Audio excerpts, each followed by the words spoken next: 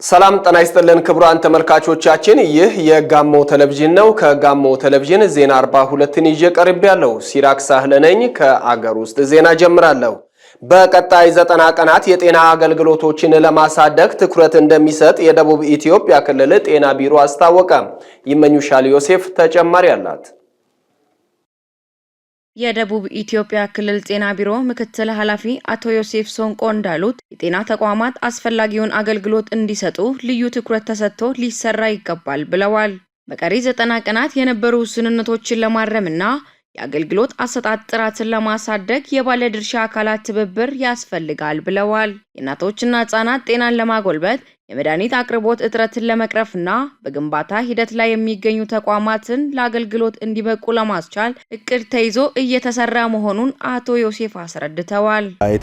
ኡባይካ የልዘሳተ ሁሉም እናቶች በሚወልዱበት ጊዜ የሰለጠኑና የተማሩ የጤና ባለሙያዎች ወዳሉበት ተቋም ሄደው እንዲወልዱ የሚል አቋም ተይዞ እየተሰራ ይገኛል።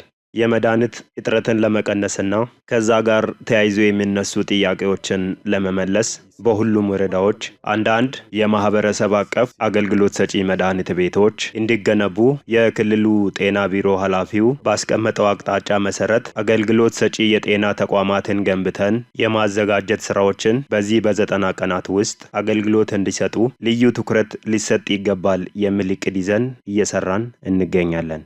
ኢስታቦላ ትኩረት የሚሪ ኦትሰናስ በሴዝ ግዛይቂቴ ኦይኪዲ ኦትሶ በላዶቶስ በደቡብ ኢትዮጵያ ክልል ጤና ቢሮ የጤና ልማት እቅድና የኢኮኖሚ አስተዳደር ዳይሬክቶሬት ዳይሬክተር አቶ ተገኝጮቴ በበኩላቸው በ2017 በጀት ዓመት በክልሉ ሊተገበሩ የሚችሉ ጉዳዮችን ለይቶ በማውጣት በቀጣይ 90 ቀናት በትኩረት እንዲሰራ ይደረጋል ነው ያሉት።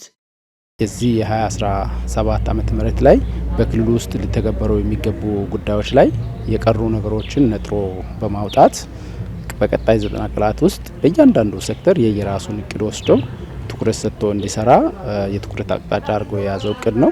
አክለውም የእናቶችና ህጻናት ጤና ልዩ ትኩረት ይሰጣቸዋል ብለዋል። ሆስፒታሎች፣ በጤና ጣቢያዎች ብሎም በጤና ኬላዎች የሚስተዋሉ የአገልግሎት ጉድለቶችን ለመቅረፍ እንደሚሰራም አስረድተዋል።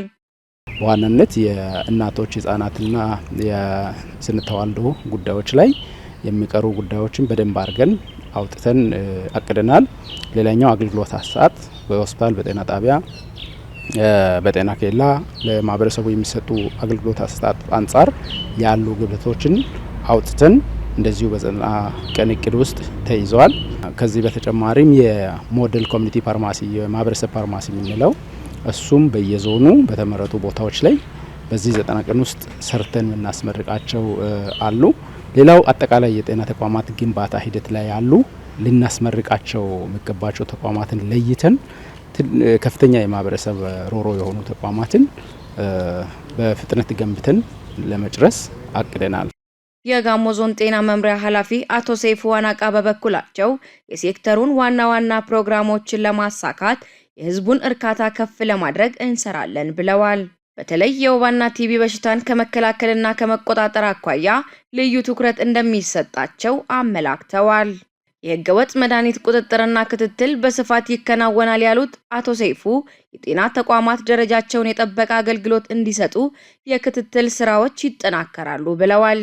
የእናቶችን ሞት ቅነሳ ትልቅ ትርጉም ያለው የቤተሰብ እቅድ አገልግሎት አሁን ካለበት ከግብ አንጻር ከፍ ለማድረግ በደንብ አቅደናል።